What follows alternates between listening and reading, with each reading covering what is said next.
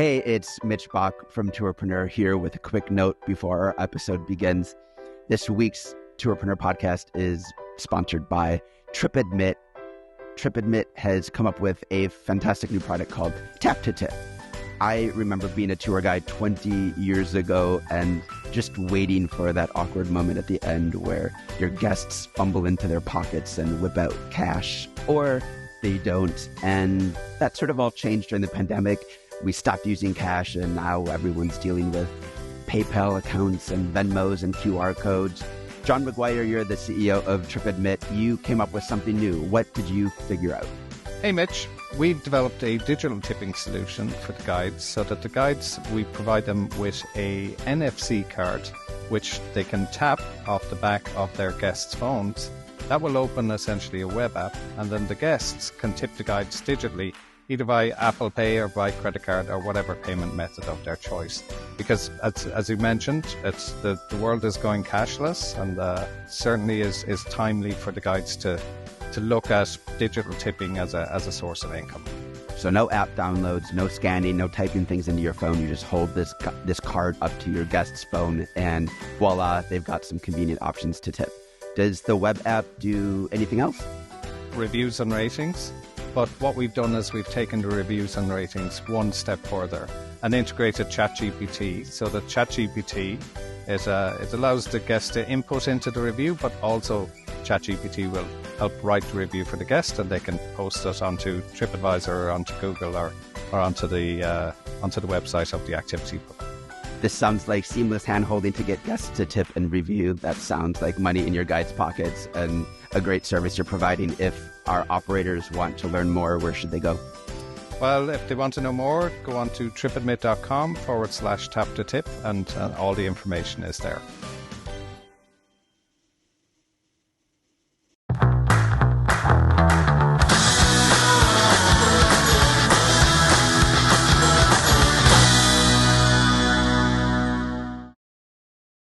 Hi, everyone. It's Mitch Bach back with another Tourpreneur Roundup featuring myself, Peter Syme, Nikki, Padilla, and Chris Torres.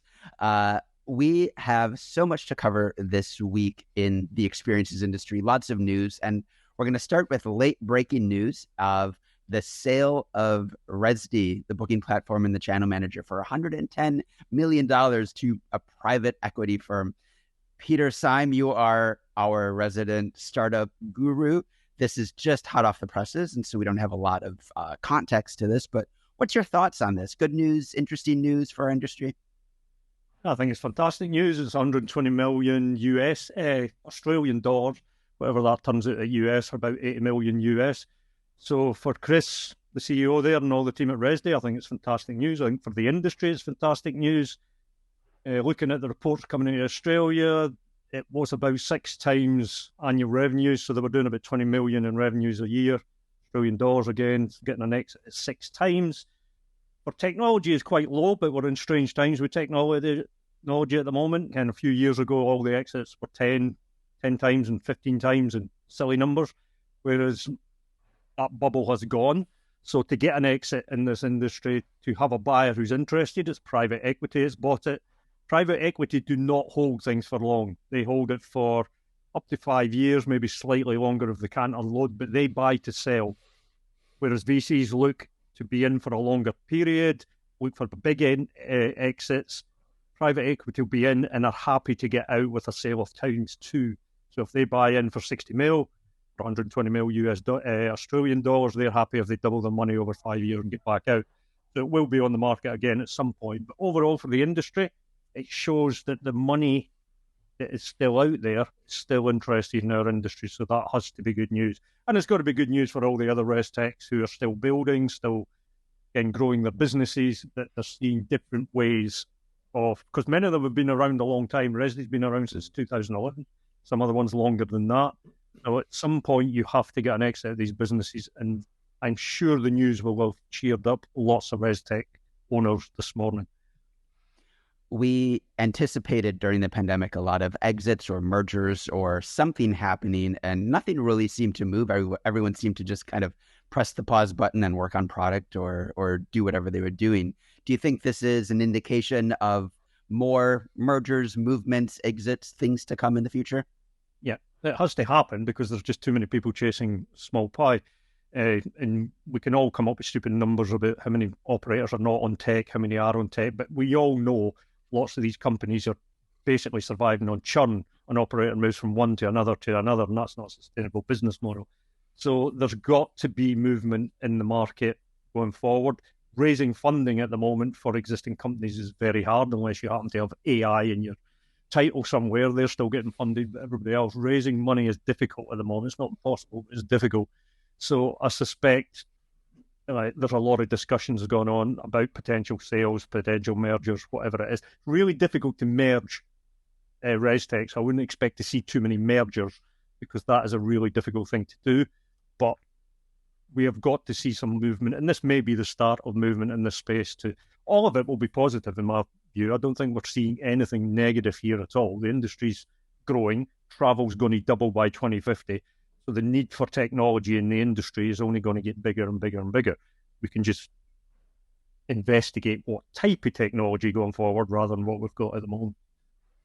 What do you think this means for your average tour operator? Should they care? Is it just beans moving to another pocket, or does this have ramifications for the boots on the ground operator creating? I don't think it has any ramifications at all. I think the people who are using Rezdy will continue using Rezdy. They'll get the same service, hopefully, going forward. The only thing operators should be happy about is money is still interested in our industry. If money is interested in our industry, that means technology gets built. That means operators have access to world-class technology at really cheap money. A lot of our operators don't realise how cheap this technology is for what it does. It's cheap technology at the price you're paying. Therefore, as an operator, you should be happy when you see this happening. But does it change your life on the ground day to day? Speaking of world-class cheap technology, our sponsor, TripAdmit, I actually want to bring this up with you, Peter, because, excuse me for that shameless transition.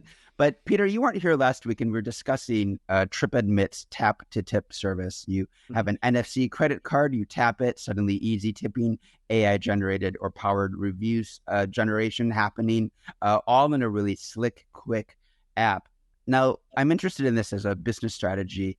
To me, this appears much more like TripAdmit acting like a fintech company, opening up digital payment solutions to the entire industry rather than a traditional reservation technology company. That sounds smart to me. Yeah, because what that means is your company's valued at significantly more than a travel company.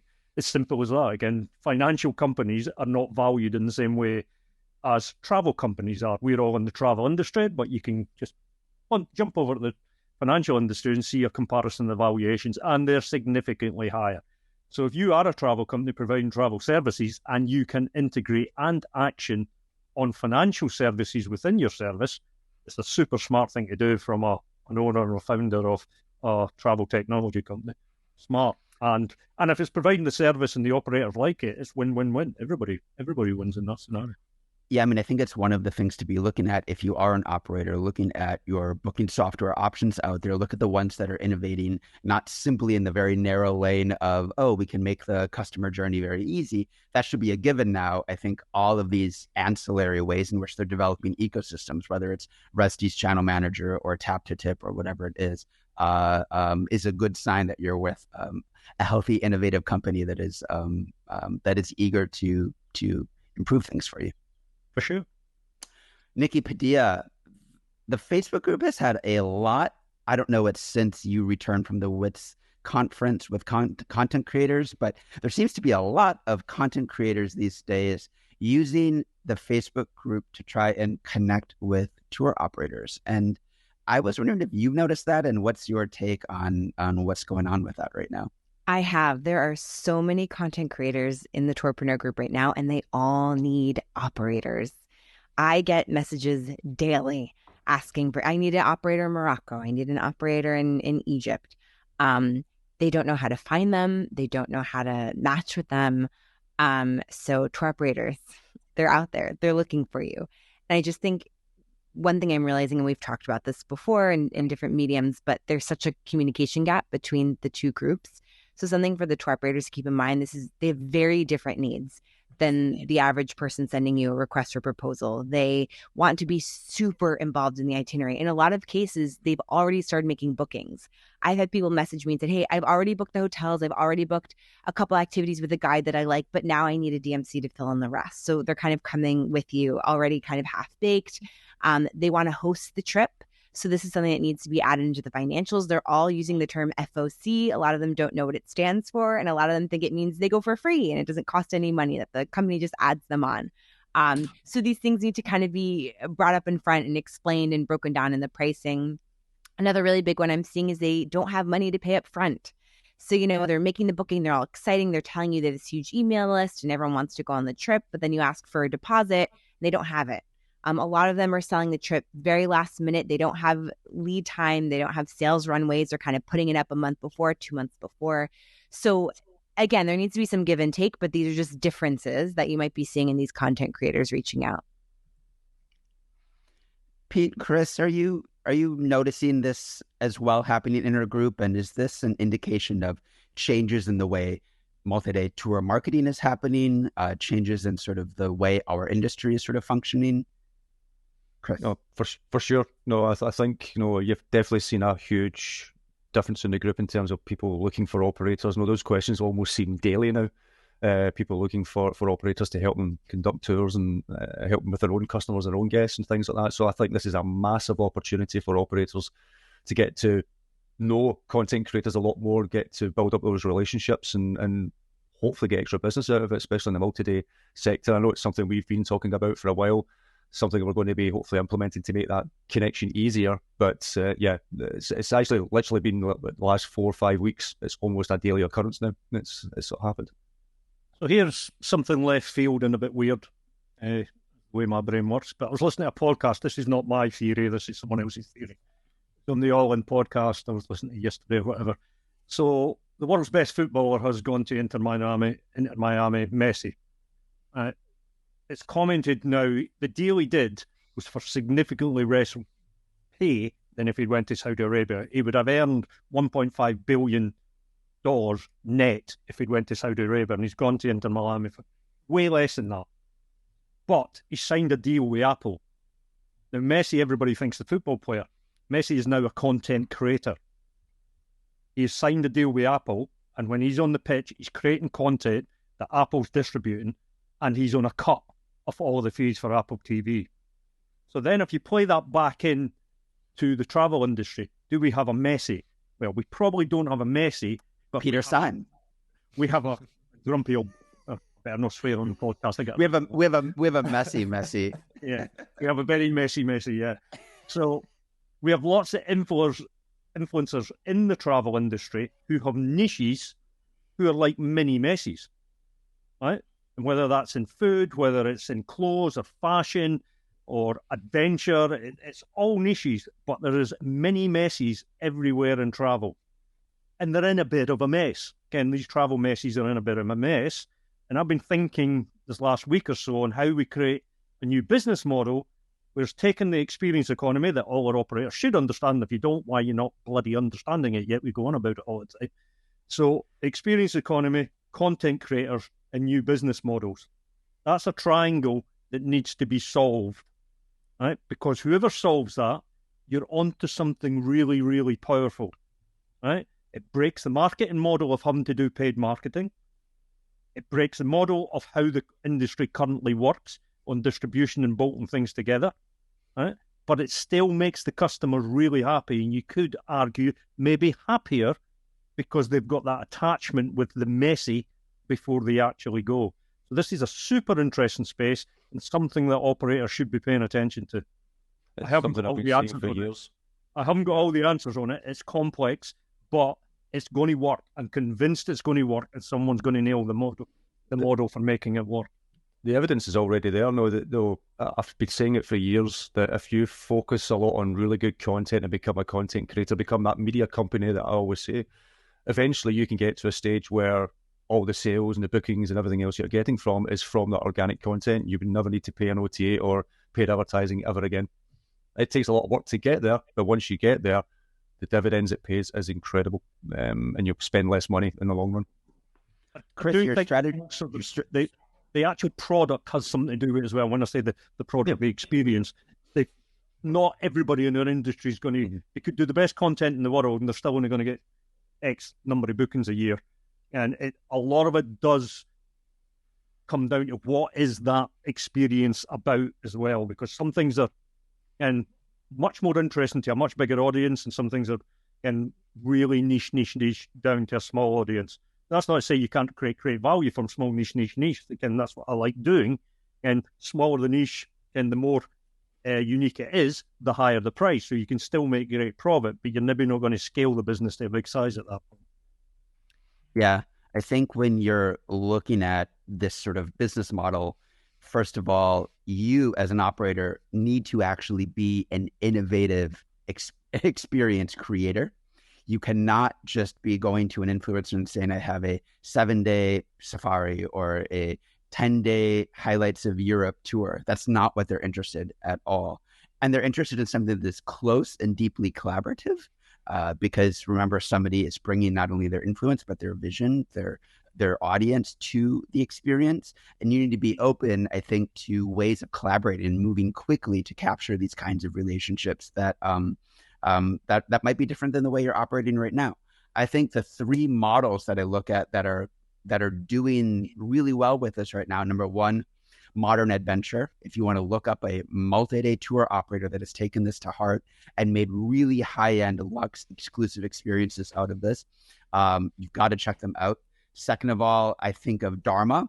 Dharma is essentially a company of many companies made up of wellness, sports travel, anything that has that messy, and it could be a yoga instructor, it could be anybody. And Dharma is creating incredible branded experiences around those, not only verticals, but around the influencers themselves. And the third company I think of is TrovaTrip, which is essentially trying to become an OTA, a platform for creator-led experiences. And those are all companies that I think are the earliest in the game, but doing also things at a very high level right now. I don't know what you all think.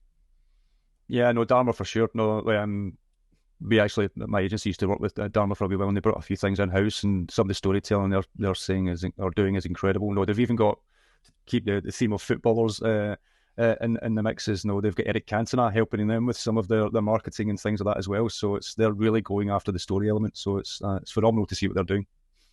These three companies, what they have in common is they're really leaning into the experience economy, right? That's at the core of what they're doing and what they're building. And that's the difference. As you said, Mitch, the same old tours at scale with the partners that you have, the hotels that give you a deal, that's not what the customer nor these content creators are looking for. And they're the ones who have the customers. Nikki, give you a kind of idea on the innovation that sticks behind some of the innovation thought that sticks behind some of these companies.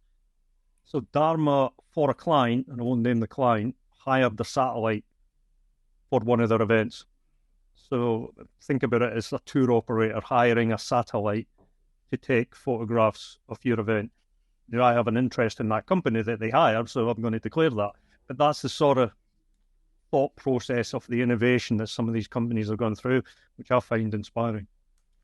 This goes back to something that Nikki and I preach on every day, which is the power of the guide and the power of moments on a tour, wow moments. The power to go home and say, I did not see that coming. I know what a group photo looks like. I've never seen a group photo taken from space. This also, I think, speaks to the idea. You learn you have a lot more bald spots when a satellite takes your group photo, I guess. The one thing I think is, look at reviews on your average review aggregator. When a guest is truly wowed, to me, the first thing they say is they name the guide. Mm-hmm. They name the person. They don't name the branded entity. Honestly, brand recognition is always this hill that every company tries to climb. And this is a way of getting around that, right? Make that relationship where the relationship actually gets made with the creator, with the guide. I mean, the creator is essentially the guide. They look a little different. They're not exactly a tour leader. They might be working with a tour leader, but it's that named relationship that drives the truly emotional connection. Nikki? Yeah. Oh, 100%. I mean, something you and I talk about a lot is that you could do this internally. You can turn your guides into brand advocates. You can have them be the example but that takes a lot of time and resource. This is almost a shortcut. You find someone who already has that star quality, for lack of a better word, that already has that following, and then you're just bringing them into the fold. There's also people out there that don't realize they have it.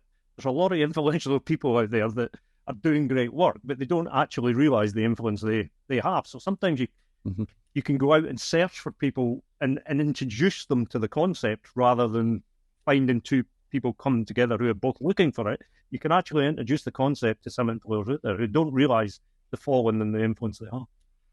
This makes me think of Tourpreneur Plus member John Canister, Battlefield Tours of Virginia. All of his guides were authors, esteemed authors on civil rights topics. Those are influencers. Making those personalities front and center adds value not only to your company and what you're doing, but also is what I think today's experience purchaser is looking for, that human connection, that wow factor. That same operator who was at one of our huddles in Charleston was a day operator, and now he's a multi-day operator after spending some days with us. And he's earning a lot more revenue from being a multi-day operator as well as a day operator and making more profit. Funny that people spend time with us.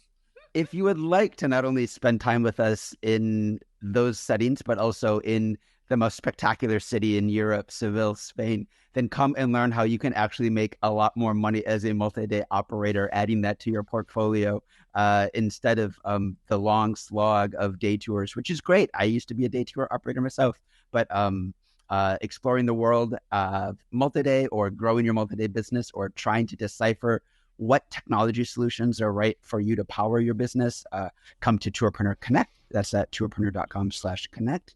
And finally, Chris, I want to end with you.